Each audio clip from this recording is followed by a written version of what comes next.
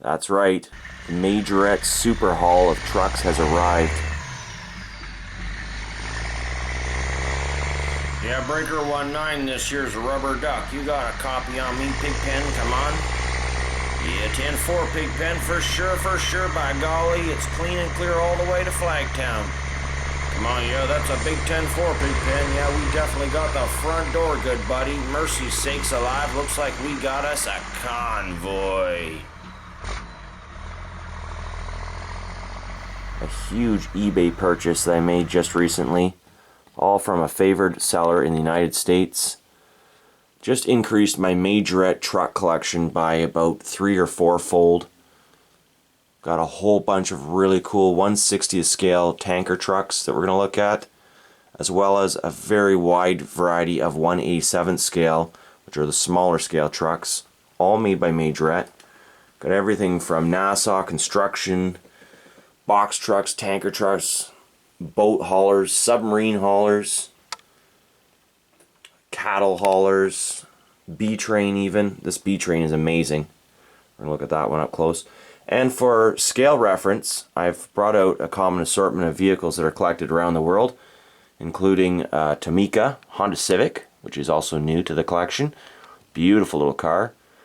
The M2 Beauville wagon, a Hot Wheels Bywayman, and we're going to crack open a Matchbox Volkswagen Transporter cab, just to have them as scale references for a better understanding of the size of these Majorette trucks and just how fitting they are in the collection of 1/64 scale Hot Wheels and whatnot that makes up most of my collection. So without further ado, let's get into a video on trucks.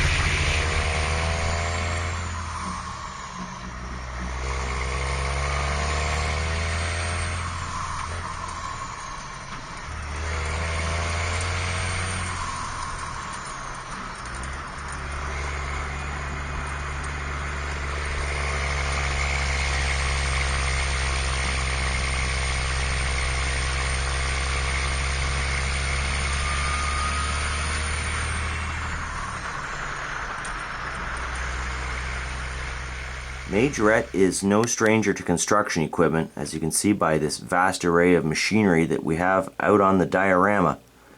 However, one of the most sophisticated pieces they've ever created, in my opinion, is this Enterprise giant crane, which we will demonstrate all of its features presently.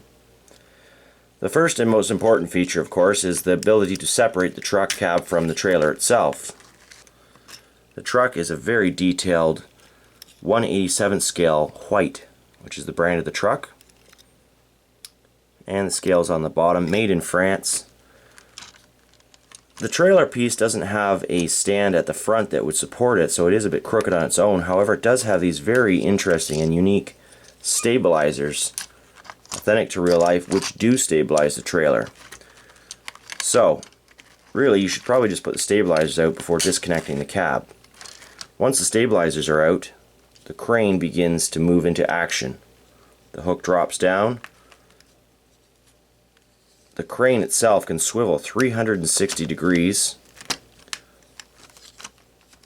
and more importantly, extend into a 3-stage piece, which has a ginormous range that is now off the camera. The crane is a highly stabilized machine having a metal base and plastic boom. So you can actually put the crane all the way out to one side and carry a substantial load. Well, now that we've had our fun with this giant crane and also moving this tractor around, as it would appear, we're going to retract the booms, take this guy off screen for a second, and now show you the truck that actually carries that tractor.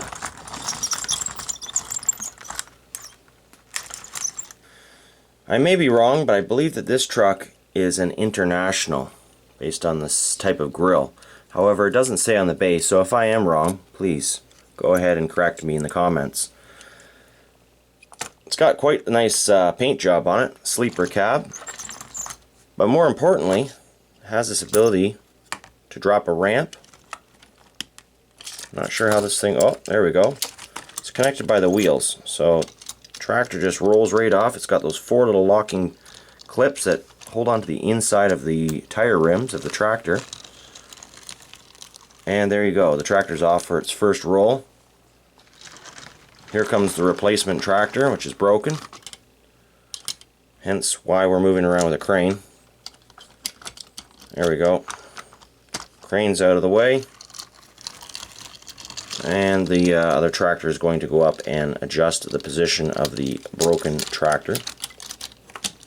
Well, there you go. You get the idea. You could actually fit a couple tractors on here. You may have to use some tie downs or whatnot. Some straps to keep them from flying off at highway speed. Like that. Stay tuned for a future video on my construction equipment by Majorette and their competitors from Hot Wheels.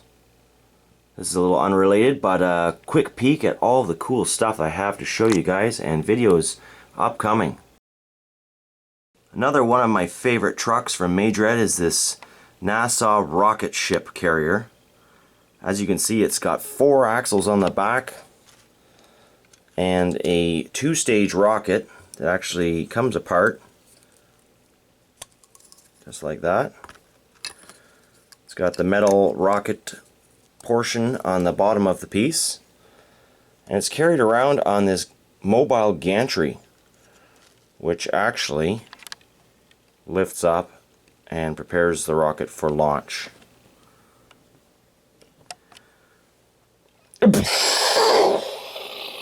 Oh no! However, my newest favorite truck to the collection of 187th is this B-Train, which is endless really because the rear trailer has an additional hook. You can see that these things come apart, so if you had more than one of these, you could attach them together and have, I don't even know what it's called, if you had 3 or 4 or 5 or 100 trailers on the end of it.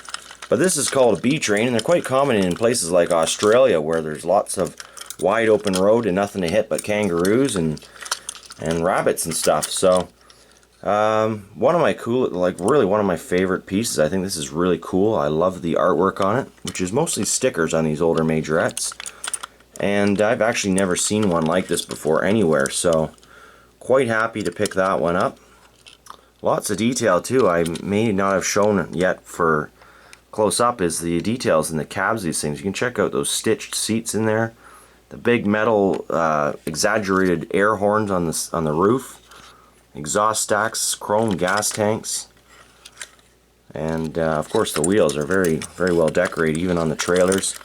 The trailers themselves have opening doors on both of them, so you can open up the trailers and put in lots of cargo.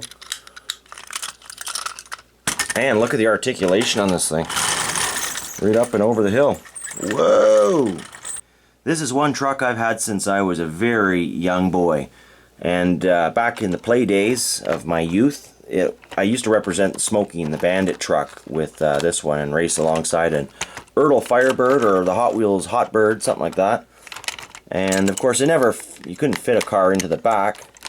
We'll bring out a couple of our scale pieces here just for a demonstration. Here's a Hot Wheels Bywayman. There's really no way this truck's going to get in the back or anything Hot Wheelish. Here's that little Tamika Honda Civic, and it just also wouldn't fit. So, But that's just to give you a representation of the scale of these things. Those cars are more suited for the 1/60th scale Majorette trucks, which we'll look at later. This one, like I said, it's got quite a few details. Got the legs that stand down for the trailer. It's got the opening doors just like the B-Train. And this model is an older model. I believe this is a Peterbilt, or is it a Kenworth? It might be a Kenworth. I think it's a Kenworth. Anyways, it's got the tilting hood with a big, huge, detailed diesel engine underneath there. And yeah, really cool stuff. Okay, so those last three trucks we looked at were definitely Kenworths. Sorry about that. Here's another Kenworth. This one also doesn't have the opening hood, but it's got a nice big chrome triaxle. I don't even know what that is. It's not even in English. Weltweit, Nalco. Again, I think these came from a European collection. These were made in France, so anyone out there that's able to decipher that for me, appreciate it. Fuel tank on one side, step on the other. This one has the opening hood. Another big huge tank with another name I can't really pronounce. A chemical trailer of some kind. Triaxle. It's got the stand on it as well. It's even got a spare tire holder on the bottom, you can see there. No spare tire in there at this point. Not sure if it ever would have come with one. But these two cabs are the same, other than this one opens up and the other one is cast solid. So an interesting variation there on the Kenworth cab. And one last Kenworth to look at. This one's pulling the cattle or horse trailer. It's got the opening hood. A very interesting green tampo. Green paint job with yellow and white tampo. And a big long cargo trailer. Let's zoom out so we can see the whole thing. Spin this baby around. And you can see it's got a loading door on the side for getting your beasts of burden in there. Or consumption, as the case may be. And also another ramp on the back. So that's pretty cool. It's the only trailer like this I have in this scale, although I do have a 1/60th scale Majorette, which we'll look at as well. And here's a nice pair of white trucks. We've got Miami Racing Team on the one and just Racing Team on the other. These things are really cool because these boats actually float. We'll first look at the truck just for a quick few close-up details. Good detailed interior in there. Stickers, no, that one's a tampo. Sorry, I thought it was a sticker. Does not say white on the grill. Some of these used to say white right up on the grill, and the larger 1/60 scale models definitely have some that do. Tandem axle trailer. It's got the stand as well, so you can release the trailer and not have it flop around. And this very interesting clip arrangement that holds this cigar boat in place. Not sure how you would launch this without maybe a crane of some kind, but there's the boat itself. Very lightweight, all plastic with stickers on it. 4 exhausts, or yeah, looks like 4 exhaust pipes in the back, a couple props. So both these boats are the same for these trailers, and well, other than the color of them, they're same type of boat. This one has a bright pink interior, and it says, what does the sticker say on this one? I'm always careful when I take these types of plastic pieces apart after all these years. You never know if they're going to be brittle or not. But Racing Team, that is probably fairly self-explanatory from the cab of the truck.